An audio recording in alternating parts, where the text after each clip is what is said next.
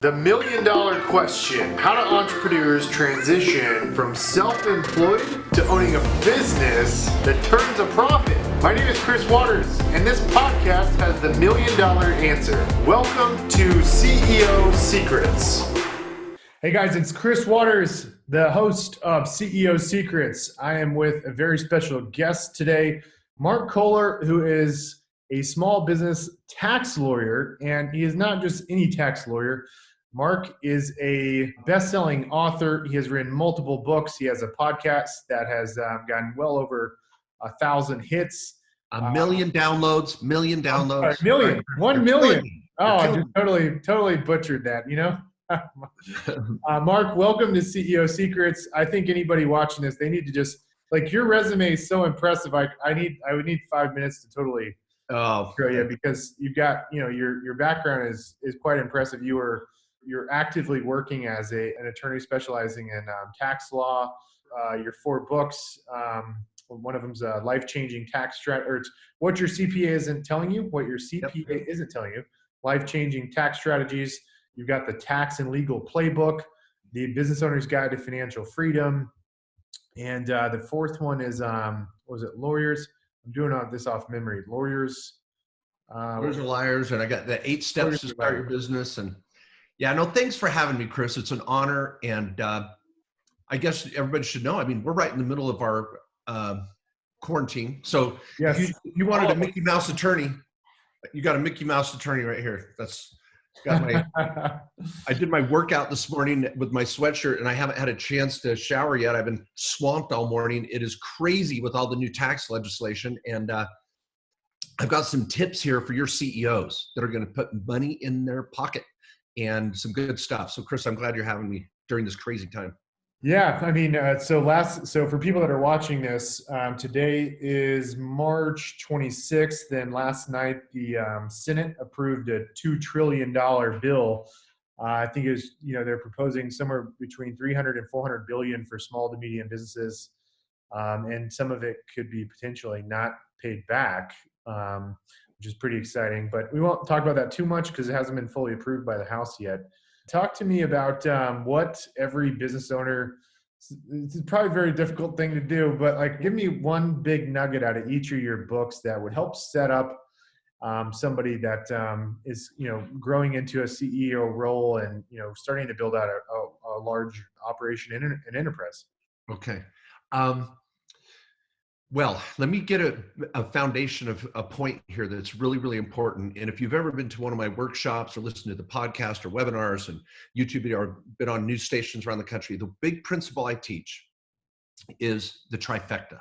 So the trifecta is where I want all my successful clients building as a foundation for their monstrosity, whatever they're doing, large or small. My clients are not all multimillionaires.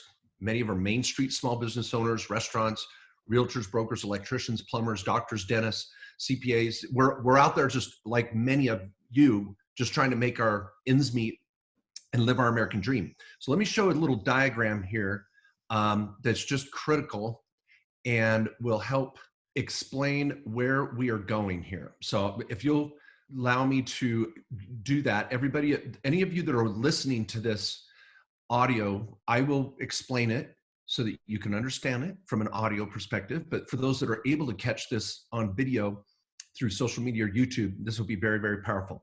So I'm going to share my screen here. This is the Real Estate Pro Trifecta.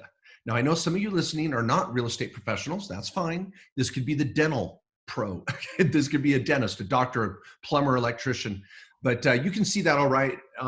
Is that okay, Chris? Yeah. Okay. Yep. See you on. All right. So everybody, here's what I'm trying to accomplish. I want your operations on the left, and I want your LLC to hold properties on the right. We never put our rentals in our operations. I want my 1099s, my real estate commissions, my fix and flips. I want my YouTube sales, my PayPal sales, my affiliate marketing, online marketing, whatever's ordinary income is going on the left. Anything that's long-term hold, cryptocurrency, rental properties, short-term, long-term, Airbnb, VRBO, everything is going to be over here. Left side, right side. The trifecta is completed with your family trust.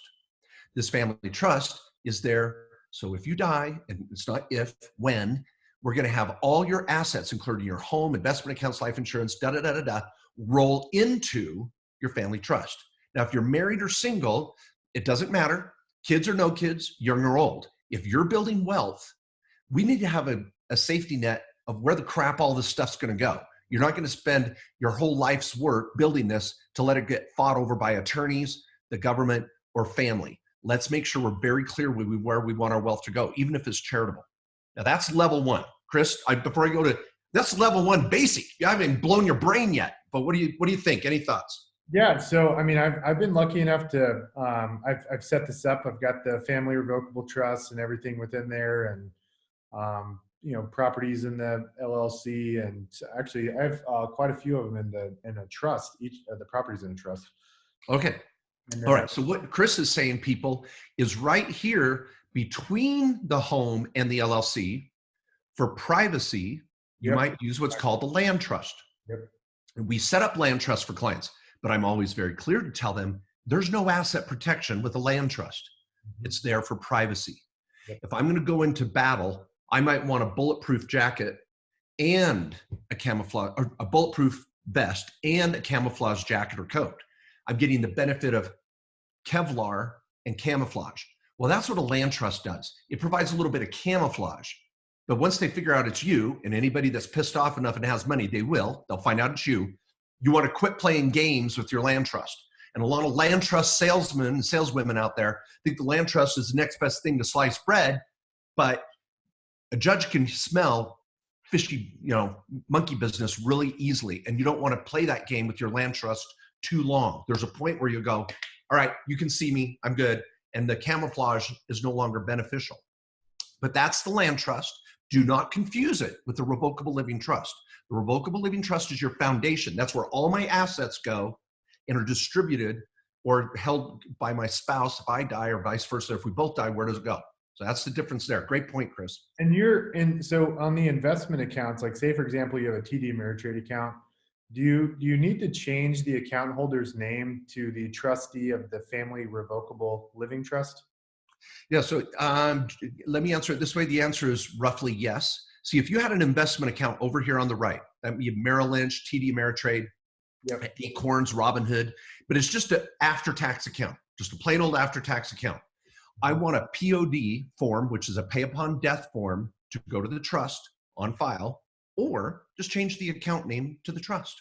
You're the trustee. You're alive and well. You're the trustee. Again, this is not that land trust crap where you're not the trustee or whatever. Yep. You're down here. So now I'm going to take you to level 2 because this is basic. This is freaking basic. This is level 2 people. Just like for protection type stuff to help the family. So. Okay. Whoa. You said protection. What's the protection? Well, it's, like, for example, like I have some properties in the name of a trust, so people can't track me down because my face is all over billboards and radio and TV. And okay. It's that way someone can't go to the county official public records and do a search for the grantee and find me. Sure. But if I'm mad enough and you were texting and driving and ran over my kid, I will find them. And it's not that hard. You may say, well, it's going to be hard. They can't do a search. All I have to do is subpoena your tax return. Done. Yeah, Done. I think if it's something criminal, like, Well, not even criminal. I'm just saying, if you rip me off in discovery within the first month, I'm going to find out what you owe.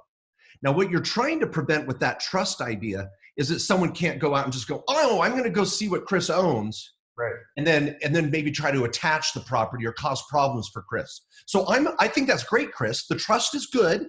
It creates a little camouflage. But if someone's got a scope and sits there, they're going to find you.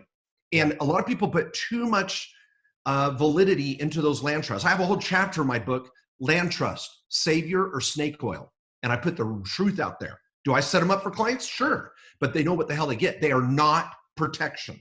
And so I want you, Chris, to keep that in mind. You don't have to answer for your listeners. But that trust beneficiary better be the LLC, not you. So it goes from property into trust to LLC. Let me throw one more thing at you. So my group in Austin, everybody knows my name, and I have these properties in a trust. So when the leases get signed, the tenants don't know who the individual is that owns it, and the trustee is our office manager at the brokerage. Sure. And one of the things about the real estate brokerage industry is it's helping people buy and sell. Is we're helping people through what could be a pretty amazing experience of like buying a house, for example, right? And so like our reviews from a business perspective are pretty good. When you work with tenants, right, like it's hard to keep tenants happy sometimes, and you may not have even done anything wrong. Sure. It's easy to get somebody to go online and write a bad review about you. So my thought process has been like a multitude of things, but like for example with the rental, like some rental properties, things like that, I don't want people to go online and write a review about the brokerage, which doesn't do leasing, right? And then like people go online and research us and think that we're a crap company. Totally agree. Love it. Love it. Yeah, anyways, so those are some of my motivators. Okay, yeah, again, and so from a camouflage privacy standpoint, that's great. But if one of those tenants' kids is licking the wall with mold on it, they're gonna file a lawsuit. And at the first hearing, and I go to court on occasion. I'm there to help protect my clients from a lawsuit and asset protection and help out pro bono a case here and there. I watched My Cousin Vinny, so I know exactly what to do. But what I try to do is be clearer with you that the first hearing, I'm going to pull your office manager in there and go, who really owns this? You're under oath for contempt of court. You're going to jail. And so within 3 weeks, I find out who owns it. Now, but here's the deal though. That's why we have the LLC is the beneficiary of the land trust. And then you are the manager of your LLC. It's another layer away, better protection and privacy as well at another stage of the game. And I've got all sorts of structures here. We're just barely scratching the surface. So this is a basic one. Say again, Chris. So what's the next level after Okay, that? next level. Boom. Now we're going to start talking tax strategy as well as asset protection. Excuse me. So a lot of realtors or brand new electricians or plumbers or internet marketers, they start out as a sole proprietorship. They're going to pay self-employment tax on every dollar, 15.3%. And some people go, oh, I went to LegalZoom and set up my LLC, or my attorney said I need an LLC. Well, great. That doesn't save you taxes. LLCs do not save taxes. This is a CPA with a master's in taxation working for the tax court with partners that are ex-IRS agents. I will tell you again, they do not. Now, if your LLC makes an S election and it's taxed as an S corp, then it's not an LLC. Quit calling it an LLC when we talk tax planning. You may have, Chris, LLC, I'm there, that's cool. On the public sees LLC, but behind the scenes, you're an S corp. So we want make sure people, that LLCs aren't saving taxes, you're still going to pay self-employment tax. So where we have every realtor, broker, attorney, CPA, dentist, doctor, plumber, whatever, we are all S corporations because I can push money out and not pay self-employment tax, no corporate tax, get the 199A pass-through deduction, and save on Obamacare. The more money you make, the more I freaking save you. So we're going to bring our clients into a trifecta where these entities go away, and now we're an S corp with the LLC sister company. Then I start funding my solo 401ks, my health savings accounts, my IRAs. We're going to self-direct and buy more real estate, do more notes, do more hard money with my retirement accounts. And now I've got 3 businesses going on. My retirement account business, my personal rentals in my retirement, fine. And then my S corp. My S corp owns nothing. It's just a shell. So this takes us to level 2, Chris, where we get better tax plan. So let me ask you a quick question. On the 401k IRA stuff, is there an income level where you're not qualified to contribute to those? Nope. Now, some people will go, well, Mark, you can only put 6,000, or if I'm over age 50, 7,000 into a Roth IRA. That's why I use the backdoor Roth strategy. I use the backdoor 401k strategy, or the front door 401k. I got 3 different ways to build you a Roth, no matter what income level you're at. This is where I go around the country, Chris. I teach more CPAs and attorneys around the country than I teach investors. I'm like, my newsletter that goes out every year or every week and has been doing so for 10 years is professionals look to that for strategies. So I'm teaching many of you listening, I'm teaching your professionals this. And we're affordable, we're simple. I'm not trying to steal you as a client, Chris, but I'm just saying this is legit. So what I do for clients is we're going to set up a solo 401k. Let's build this together here. This is fun. And so you guys can see it better. Let's make that white.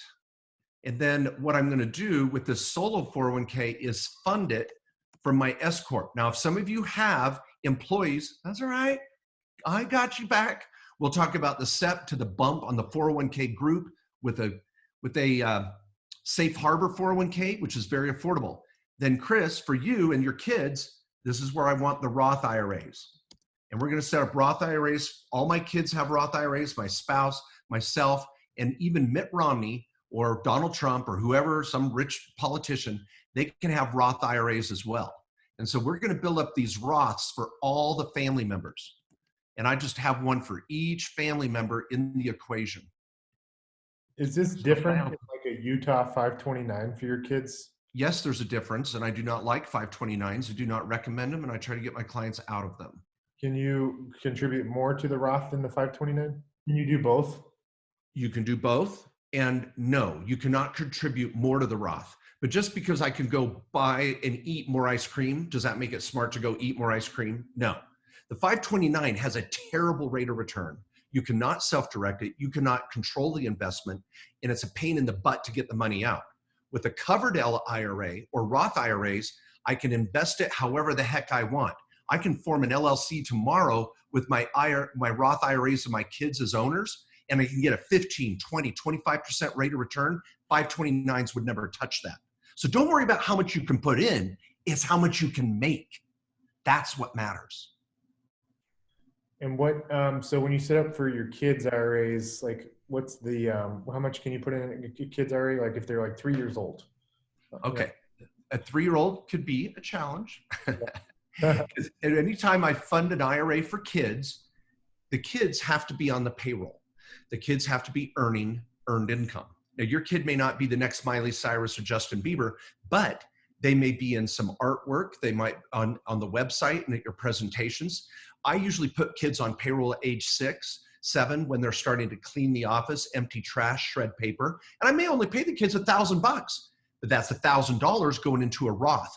Plus, the kids do not have to have earned income to fund a Coverdell IRA. A Coverdell IRA is a college IRA, and those are fundable up to $2,000. And now we just got an extension until July 15th on those bad boys too. Now let me show you another diagram. Between a Coverdell IRA and the 529. Now say it, what's the difference? Between it's called, you said it's called a Coverdell? Mm-hmm. What's the difference between that and the 529? On the face of it, 529s suck again. Coverdells are an investment account. By the way, I'm from Washington State. Let me just point this out. I was out there teaching my workshop. This is my daughter, Sydney, realtor. She's awesome down in Southern California. And we were looking for Bigfoot, couldn't find him. It was just insane, very tough. Ultimately, we did. He was watching my videos. He's a fan. So Bigfoot was there. I grew up in Washington State. I've seen the documentary, Harry and the Hendersons. If you have not seen the documentary, Harry and the Hendersons, get it this weekend. Then on the streets of Seattle, he was carrying my book. So nice. Good stuff. Okay, I've got a diagram here for you. Dude, 529s is like a state fund ran by every state in the country. Utah has a 529. New Jersey has a 529. They take your money. You can put in 50 grand or this amount, grandma and grandpa. And then if you're lucky, you make 5%. Lucky. Then you can pull the money out for college. Whoop-de-doo. Can you pull it out for private school, like pre-college? Sure. But you got 5%, Chris. Yahoo! Good job. But you also get, you don't pay taxes on it also, right? Right. Same thing with a Coverdell and a Roth. You're missing the boat. Whoever's talked you into 529 is on freaking crack. Okay, now here's the other thing. I get it. You put money in the Coverdell and you like max out the Coverdell IRA, max out the 529. And the Roth. And the Roth, and like take advantage of all of it.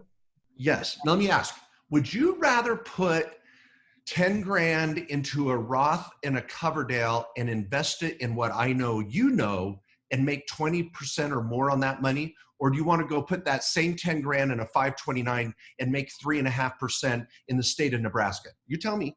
Well, I mean, if I only had the option to do one or the other, I'd obviously do the 20% return. But if like there was a limit on the Coverdale on how much I could put in there, I'd want to max that out plus anything else I could max out for tax purposes. Possibly, but maybe not. Maybe you should take that other 10 grand and put it in your own 401k, your own Roth, put it in a rental property where your kids might be part owners with you.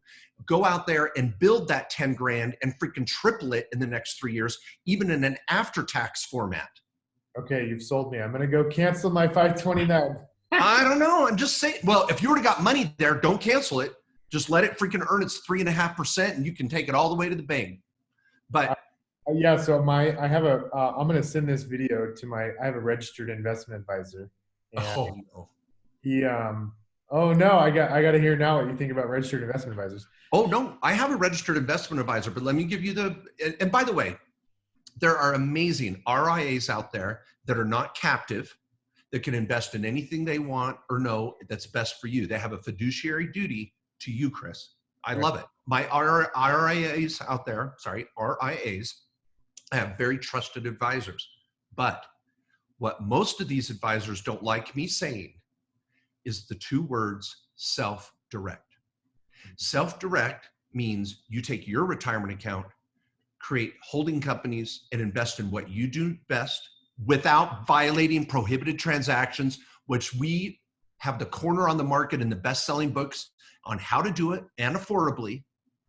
And then you're driving the car, not your RIA.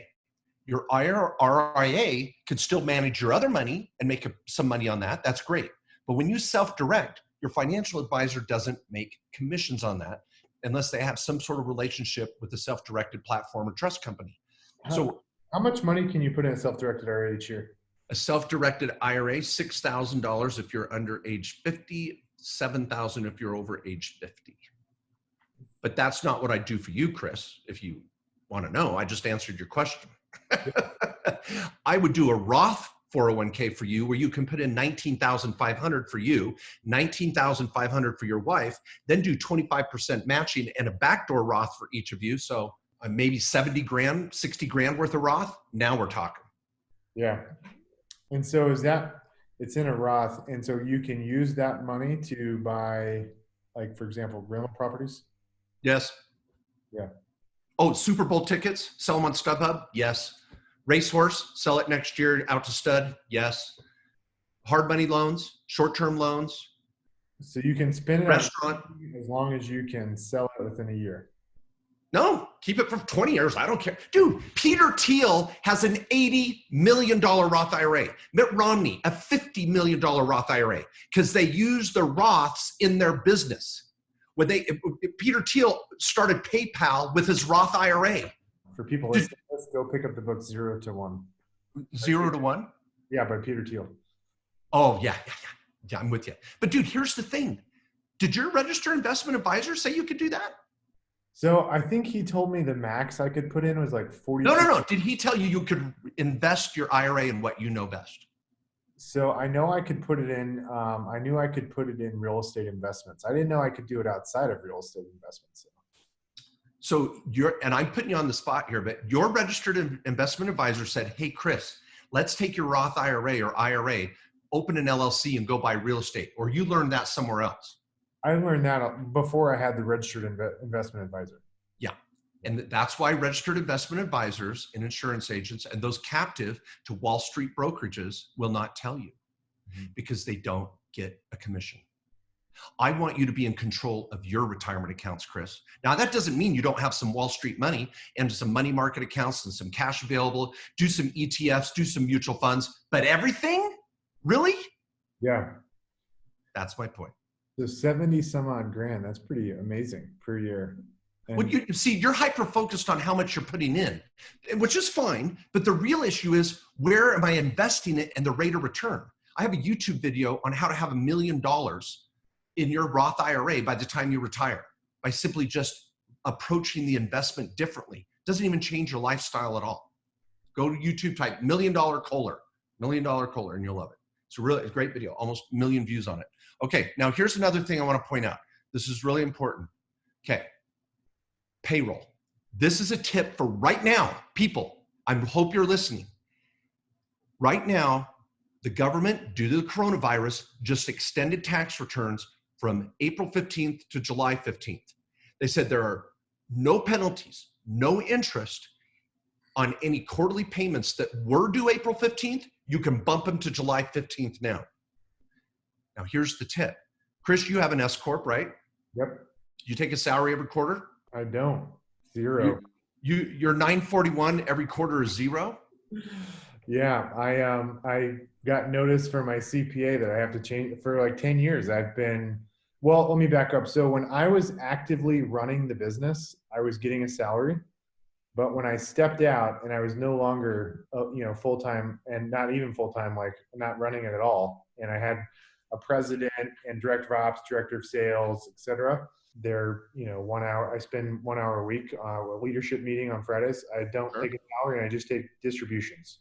Okay. Yep. And your CPA has already told you that was his CYA, that if you get audited, you can't sue your accountant. Right. Yeah. Okay. So everybody listen. And Chris, I don't go back and fix what I'm doing.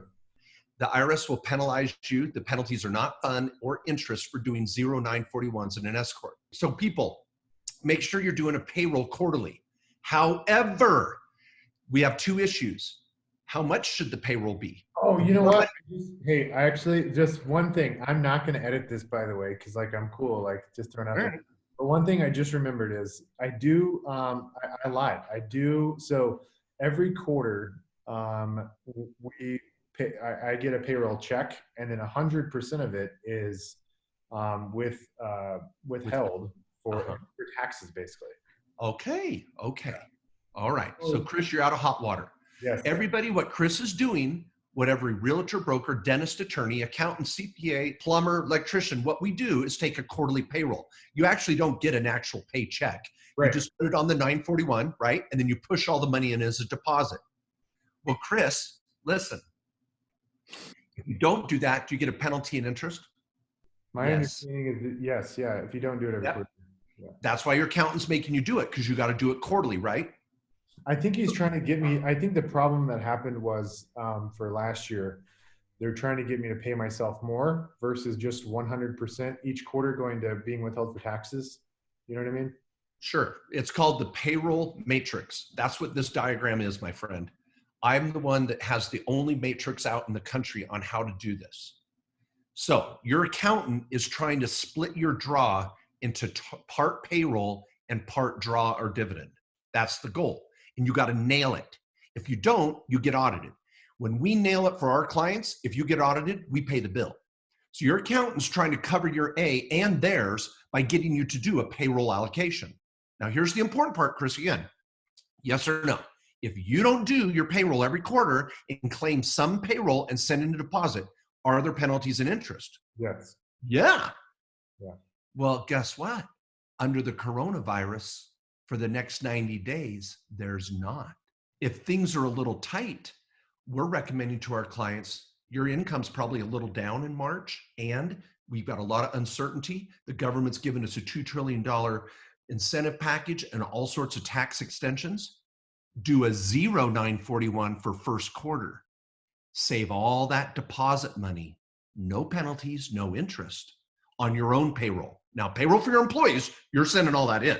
Sure. But on yourself, skip payroll for a quarter, catch up in second, third, and fourth quarter. You just got an interest-free, penalty-free loan from the IRS for 3 months. Yeah, good. That's awesome. Did your accountant already call and tell you that? He's not. Oh, you got the wrong accountant. See, that's why I'm on the show, bud. Okay, so people, you're going to say, well, how much should my salary be? That's issue number 2. So if Chris is making 400 grand, I'm going to have him take 300 as a draw and 100 as a paycheck. So this is his net income, if you will. Now, there's a lot of variables. If Chris is really only working 2 days a week, I might bring down this 100 grand a little bit. If he's working 2 hours, 1 day, whatever it is. Also, if Chris is driving a lot of money back into his business for expansion, that's going to affect the amount of the payroll allocation, because it's not based on net income, it's based on draws. So if Chris wakes up one quarter and goes, I'm not going to take any money. I need to build the business. I'm doing this, that, and another. Then take 0 payroll that quarter because you took 0 draws. Mm-hmm. So this is the meeting people that you need to be having with your accountant. And if you go, well, I never talked to my accountant about this. He just tells me what to do. Or she just says this is what you should do. Really, you're the captain of your ship. $10,000 variance on this is a $1,500 tax bill. That's a big deal to me. You could be taking $50,000 too much in payroll. That's $7,500. That's a cruise in the Caribbean for me and my family. Yep. So my friend, I'm only on tip number 2. Got a lot of changes to make. Well, I don't know. All you CPAs, I'm sorry, all of you and I know you got a lot of real estate professionals working and listening to your show. So let me say this, everybody, in summary. Number 1, make sure your operational entity is taxed as an S corp. Number 2, fix your payroll amount. Maybe you're going to do some strategy this quarter with the coronavirus. Number 3, make sure your LLC holds your rentals. And how many rentals and how many LLCs we use is a whole other topic. How many, real quickly, how many properties per LLC? It depends on how much equity. I'm going to show, I just went off screen here because I want to pull up another slide. I had Chris's slide up here with all of his millions, and he didn't want you guys to see that. So no, I'm just joking. Okay, this is, oh yeah, you're going to love this. Okay, every fall, now let me just give a couple, my little plug, if I may. Every year, I do 7 to 9 workshops around the country, charging anywhere $200 to $300. This is the power. I got a PowerPoint presentation here that I used for that this last fall. And also, I've got a lot of videos on my site right now. I'm doing a quarantine special, $99. And it's on my website, markjkohler.com. I'll give that to everybody here at the end of this.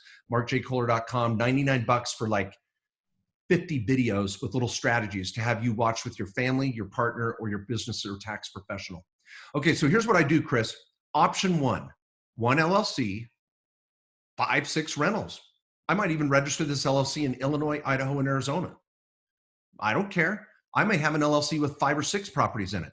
Everybody listen, this is important. I never want you to ask how many rentals I should have in each LLC. It's how much equity or risk I should have in each LLC. I can have 5 rentals that are all single family home rentals worth $100,000 a piece with 10 grand of equity in them. I might put them all in the same freaking LLC. Oh, phase 2. I've got an Arizona VRBO golf course with a swimming pool, $500,000 equity rental in Arizona. Now that might be a little too much equity for my taste in one rental, but let's say it's even $200,000 or $300,000. Do I want to put that in the same LLC with my Illinois meth lab rentals? No, I want to have a different LLC for that, right? Yeah. So I'm going to have an LLC for my Illinois rentals, an LLC for my ski in, ski out condo in Idaho, and then my Arizona golf course. So I'm going to look at equity and risk. Are these college rentals? Are they low income housing? Are they commercial? How much equity? That's the question. Then I'm going to go to phase 3 with some clients. We're going to use series LLCs in states where it works. Texas has a series LLC law, so I can have as many baby subs as I want, one parent. And then land trusts, again, are a whole other topic on this. Yes, maybe or not, you know.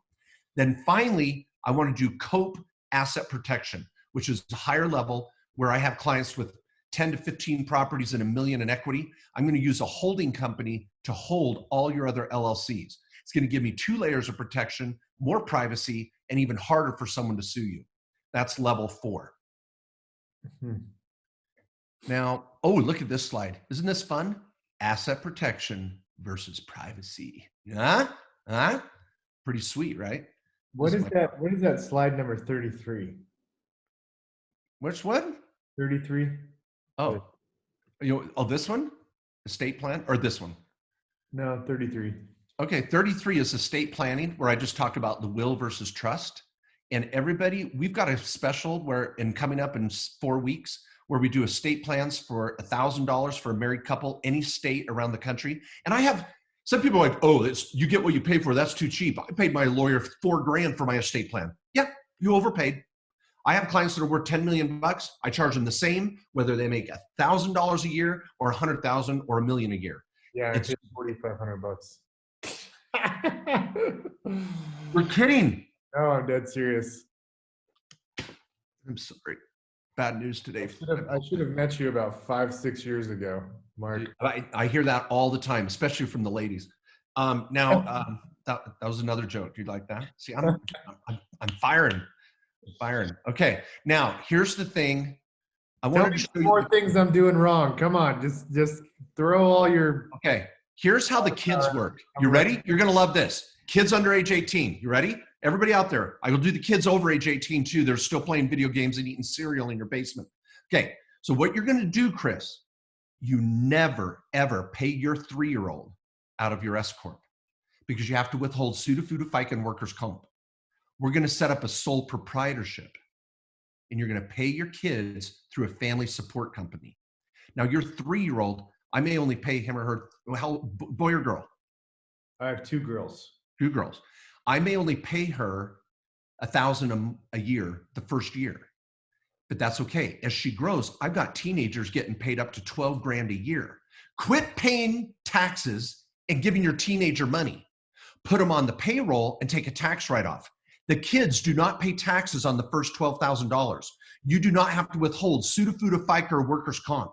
You can slave labor your own kids, and you do not have to pay anything in taxes. You get a write-off. So my teenager, Molly, who just walked by, I'm in the home office. Molly's out here with a friend. She's 17. I'm going to pay her probably $8,000 this year. She went to prom a month ago. I didn't pay for prom. I got a write-off. I paid her $200. She used the $200 to go buy her dress. I just got a write-off for the prom dress. Brilliant. Quit paying taxes and giving your kids money. Get them a checking account with you as a co-signer and put them on with duties in your business. So I pay the kids out of here. And so each kid can get paid, if they're under 18, each kid can make $12,200 and they don't pay taxes on that? No. The kid doesn't, and then you as the parent can then write off up to $12,200? Yep. Yes, you can. Now, here's the other thing. It's $12,400 in 2020, by the way. And I had a client, hear me out, Chris, you're going to love this. I had a client up in Seattle, calls me up last year, says, yeah, I'm paying the kid, but I'm doing a W-2. Now listen, everybody, this is important because some of you might be doing this. He says, Mark, my accountant said to pay my son, who's 17, as a W-2 out of my S corp. I'm like, he withheld FICA, SUTA, FUTA, workers' comp. That's 15%. Yeah. He withheld it all. I said, hold it. How much did you pay your kid? 17 years old. $45,000. Wow. I was like, what the hell? That's totally going to get audited. He goes, Mark, he's a licensed realtor at age 17, had 6 closings. Huh. Now, right there, he sold me. $45,000 is cool. But listen what I did, Chris.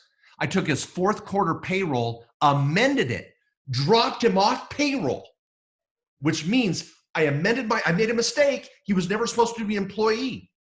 The IRS sent my clients an $8,000 refund check because they sent in too much money because they had wrong payroll.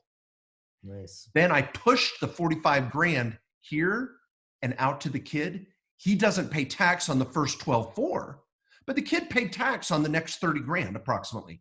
Mm-hmm. And some of you go, well, he paid tax. Yeah, but he paid it at the kid's rate, not the parent's rate. Yeah. Kiddie tax does not apply to earned income. Huh. Interesting. There's my pen. There you go. That's good, man. Okay, now, oh, Chris, I'm sorry. This is level 1. You ready for level 2? This is basic. All my clients do this. Next level. Now your kid with earned income can have a Roth IRA that can be a partner with your wife's 401k with you, create an LLC and buy a rental property. You just got a tax write-off to create an investor in your next rental and they pay 0 tax. The money comes out tax-free for college. Huh. So screw the 529. Your 529 can't do that. Yeah. And you don't get a write-off to put money in a 529. I just created a write-off for you to fund your kid's Roth. No one pays tax on it. Wow. That's strategy 3 or 4. I don't know. Okay, if kids 18 and over, I 1099 all my kids. Chris, you're going to love this. So that daughter you saw, Sydney, she helps me out with social media, business, blah, blah, blah. She's great. I pay her. She goes, Dad, I need tuition for college. All right. I send the money from the company to her as a subcontractor. I 1099 her. Now I just got a write-off. And then at Christmas time, when the kids come down from Christmas, open their presents, they go to their Christmas stocking. There's a 1099 in there. She loves it. They play with it for hours. They just love it. So all the kids get a 1099 at Christmas. That was a joke, Chris. You were supposed to laugh. Now here's the other thing. Now that my daughter has a 1099, what is she? She's a small business owner too. So now she can write off trips back from college to meet with her boss, and write off her cell phone, write off her computer, because she owns her own small business. Next level. How much money can you collect as a 1099 before you have to pay taxes on it? Okay, if you're 18 or over and you get a 1099, because I never 1099 kids under age 18. So, so if I 1099 her,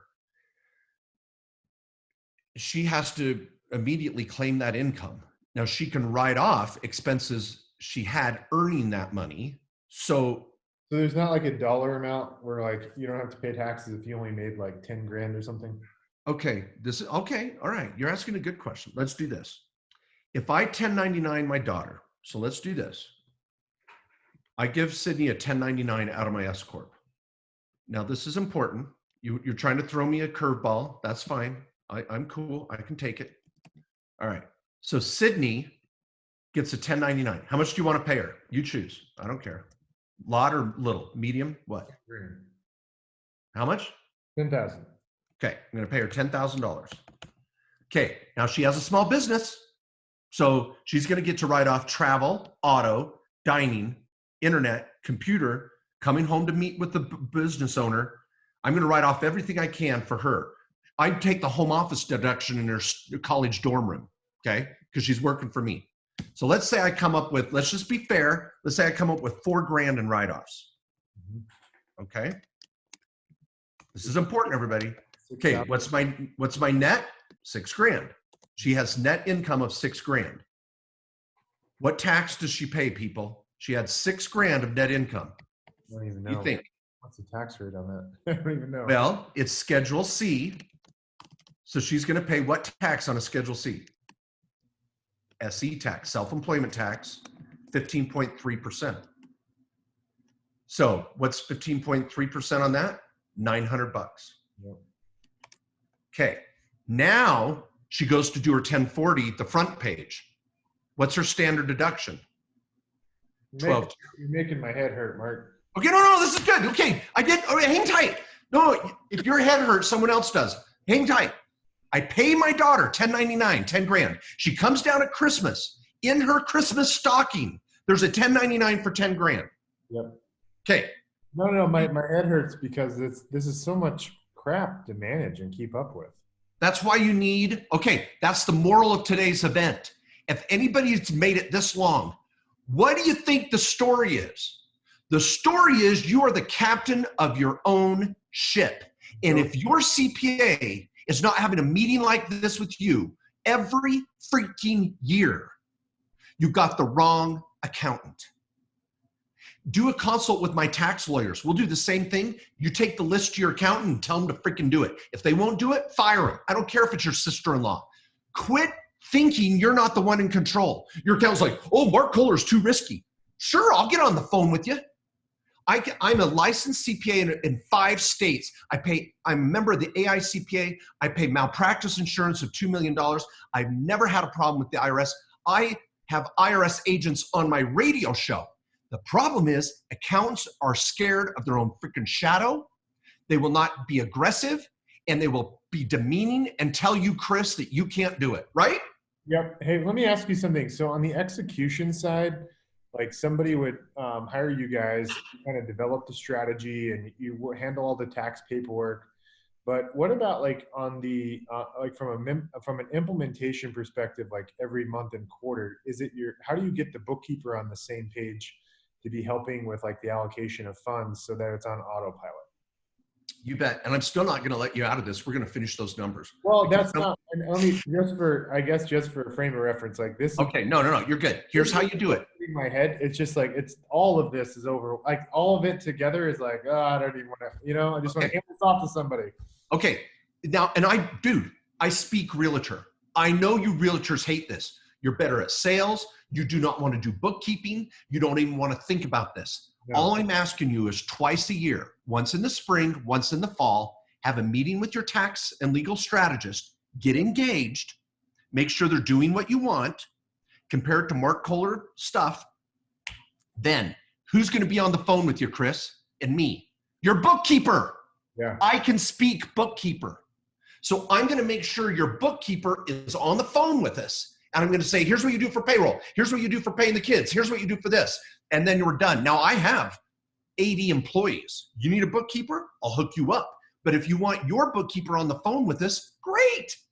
Yep. That's what your accountant should be doing. I don't want you doing this, Chris, but I need you to go out and find the right effing professional and have them do what you say. There you go. Okay. Oh man, Okay, now here. You're not off the hook. You pay attention. I'm gonna go rattle the cage of my registered investment advisor about this 529. And my bookkeeper is also a CPA, and I'm gonna make. I don't know if she's gonna watch this or not, but man, I feel like she just loves shooting me down with tax things that I can't write off. Like I feel like I hear more about what I need to be paying tax on than what I shouldn't be paying taxes on. And it like every time I talk to her, it just pisses me off because she just rains on my parade of all this shit I can't do. And I'm like, God dang, I'm so tired of hearing about this. Yeah, Chris, I mean this, rather than make her watch this because she'll be defensive and pissed off. Yeah. I've been doing this 20 years. You go to tell your accountant this, either they're going to be a team player and say, let's talk to Mark, or they're going to get pissed and fire you or scare the hell out of you. So let me just tell you the best way to do this with any of you out there. Say, hey, I attended this conference or the online presentation with Mark Kohler, a reputable accounting firm and law firm nationwide. I'd like to have a phone call with Mark and you, half hour. Pay me for a half hour because you might be out $200 to $300 with one of my tax attorneys or me. We play nice in the sandbox. Let's do a half hour call. I can talk CPA to CPA and say, hey, we know you're doing a great job. Let me show you some strategies that I laid out for Chris. And then she's not going to be able to shoot you down because I'll be able to defend you because I know what the hell I'm doing. I'm gonna just so you know, for people watching this, one, Mark's not paying me to oh yeah, and tell him, but and to say this, but seriously, when we get done, I'm going to reach out to you. My accountant actually retired. Like, got notice that he's retiring. I've been trying to figure out what to do. And my bookkeeper, I refuse to use her as a CPA because he rains on my parade all the time. So when we hang up, I'm going to seriously connect with you and figure out how to get this stuff better optimized. I'm doing, like I've got I think I have a pretty decent setup. Like a lot of this stuff you talked about I have in place, but it's optimized. And most importantly, I need the bookkeeper to be on the same page to make sure the implementation is happening. It makes my head hurt thinking about this. Like, I just want to figure out how to go, close deals, make money, and like let people smarter than me handle all this. I want to, but before we finish, because we're a little over on time, and I apologize for keeping you longer than what we originally said. But before we finish, I've been spending, since the market started crashing, I started spending a lot of time, like starting to think about how I can get a lot more lean with my business, more specifically, how I can, pay less in taxes and how I can take advantage of more like federal type grant type stuff. And so something I had a friend tell me about is something called an R&D grant, research and development grant that the federal government has that gives you a federal tax credit. And you don't have to be a researcher. It's not like you have to be a scientist in the lab. You can, like, I guess they set up this grant program so that you are helping improve the quality of the workforce in the United States from a technical perspective. And so if you're spending money training them on how to use a CRM system or like their computer or Excel or whatever, you can write the, you can use those expenses and then, get this grant. And, I've had some broker friends of mine get checks of 150 to $250,000 in credits. Are you familiar with this? Is this something you guys do, or is that something different? No, I'm very familiar with it. I've got a good CPA on our team that's great with R&D credits. And what do you charge for that? Because a lot of these firms take a hefty percentage. Yes, they do. Yeah. And here's the thing, because there are a lot of freaking work to get. It is not like it's free money. You got to spend it a certain way. You got to follow through. You got to do everything you said. I have a lot of clients going down this rabbit hole, and they're like, man, it's a whole other, you just told me you didn't even want to deal with my little slide. Yeah. And you want to go chase down an R&D credit? I don't. I want to pay someone else to do it. Well, you're going to pay out. Well, see, and this is the hard thing, is that you're still going to have to be engaged and involved in making decisions and understanding what's going on, because you sign your tax return and you're going to pay maybe big bucks to have someone do that. Here's what I tell people. And Chris, I say the same to you. You want to chase down an R&D thing? Great. I got an accountant, C.P.A. on our team you can meet with. But here's the thing. Let's do the basics. Let's make sure we're doing our company maintenance. Are we doing our annual minutes every year? Do I have my kids on payroll? Does everybody in the family have a Roth IRA? Am I doing a backdoor Roth IRA? Am I self-directing? Am I doing an accelerated pay down strategy on my home mortgage? Am I buying rental properties every year? What is the ROI on my rental properties? Am I using cash value insurance? Maybe at some point. What do my college saving plans look like? Dude, I got a list of 15 things. You check those off and you got your crap together, I'll let you talk R&D. You like want to run to the end of the buffet and go grab a freaking cream puff, and you passed out the broccoli and all the other crap that you need to be doing. Let's get that stuff done. Now I'm bringing the ideas. I'm not going to shoot you down. I'll find freaking ideas. I'll tell you where the limit is. But if we sign your return and you get audited, we'll pay the bill. Now, for everybody, I got to give you the answer to Chris's question. When I send my daughter a $10,000 1099, she does not pay income tax, because her standard deduction is $12,004, but she will pay self-employment tax on the net income inside the business. Which in that case was $6,000. It's 15% on $6,000, $900, because that's her self-employment tax, but that's the only tax she paid. Yep. Do you think she's in a lower bracket than me? Yeah, that's amazing. Yeah. So that's why we do that for the college kids. I had so many other questions I want to ask you. We're out of time. Like, God, Warren Buffett and these guys, like how they get their freaking taxes to zero. Do we have time to answer that kind of question? Well, yeah, I'll say this. Is there a specific answer to that? Yeah, there's 2 or 3 answers. You're not going to like them. One of them is, I bet you dollars to donuts. Warren Buffett is having a tax strategy meeting maybe once or twice or 3 times a year, even at the highest level. Where's my income coming? Where's it not? Number 2, he knows what's going on. You have to participate, people. Number 2, he's also going to be shifting income. Now, it's called opportunity shifting. This is a class at Harvard now. There's books written on this. Opportunity shifting. Instead of always making the money in your world, let's start shifting opportunities and making money in other buckets, whether it's in my kids' names or my IRAs or my 401ks, or I'm making money with passive investments, cash flow from rental properties with depreciation. Am I using the real estate professional classification? See, my goal is to have you start making more and more money in different ways. So when you retire, because Chris, you're all about this. You're like, Chris, I want my business to run itself. I want your income to be created in lower or tax-free buckets. So when you're ready to retire, you're living on Roth IRA money, 0 to 1, Peter Thiel, baby. That's what he did. He's paying 0 tax on PayPal because he shifted the opportunity to his Roth. Mitt Romney did the same thing, deal after deal after deal. I have clients that have $100 million in their Roth IRA. So anyway, Chris, that's the short answer. You're learning how to shift income. You're having your structure reviewed constantly, and you're paying, he pays a lower tax rate. I don't know about 0. I know it's not 0, but he's paying a lower tax rate than his secretary. And you can do that too. So what's the next step, Mark, for me to get going? How do I get, what's the process? Okay, here's a few things for everybody out there. Option one is what Chris is doing. You can call my office and set up an appointment and say, I just want, and I'll share my screen on this point. If some of you are like, hey, I'd like to just get an appointment with Mark and his team, you can go to markjkohler.com. You can call 435-586-9366. This was a business owner's workshop. You can buy this workshop on my website for $99. I go through all these slides in a live workshop for $99. It's almost 10 hours long.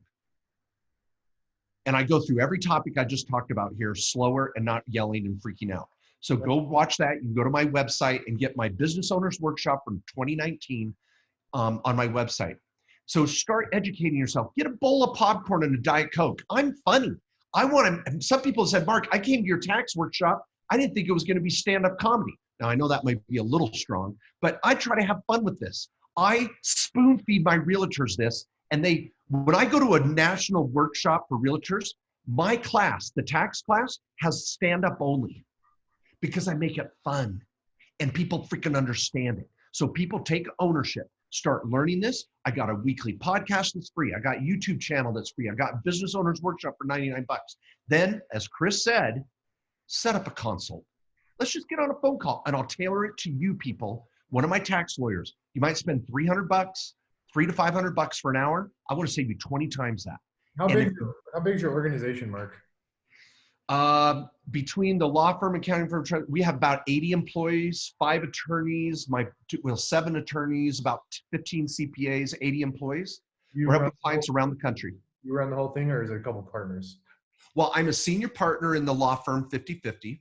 Then we've got 5 partners in the accounting firm, ex-IRS agent in there too. Rick Taylor, he's awesome. So there's 5 partners in the accounting firm, and then there's about 5 owner officers in the trust company. So yeah, I'm not trying to do it all. I got great people. So anyway, just get to markjkohler.com. Start drinking the Kool-Aid, people. I want to wow you. Chris, thanks for having me. I appreciate you being on the podcast. This has been amazing. And I hope everybody, I know everybody learned a lot. And, instead of what my brain is thinking, instead of letting my head hurt, I'm just going to go ahead and execute and let people much smarter than me take this on and make sure I'm executing. So Mark, thanks again for being on CEO Secrets. It's been fantastic. Appreciate your time. I'm personally going to check out your website and reach out to you guys. So you guys will be hearing from me in the next 24 hours. I might have my chief of staff who handles all things finance related for me reach out to you. Okay. My assistant's Maria. So just ask for Maria and say, I want an hour with Mark. I might be out a few weeks, but I'll hook you up, dude. Okay, cool. All right. Thanks, man. All right, everybody. Hope you enjoyed this episode. If you're tuning into CEO Secrets, you can always watch this live on Facebook. And if you're watching this and you need to figure out how to see the live broadcast, just ping me on Facebook so I can send you an invite. It's a private Facebook group. Try to make sure we only have business owners in there, people that aren't going to spam and solicit us in these groups. So at any rate, thanks so much for tuning in, guys. And Mark, thank you. Thanks for having me. Bye, everybody.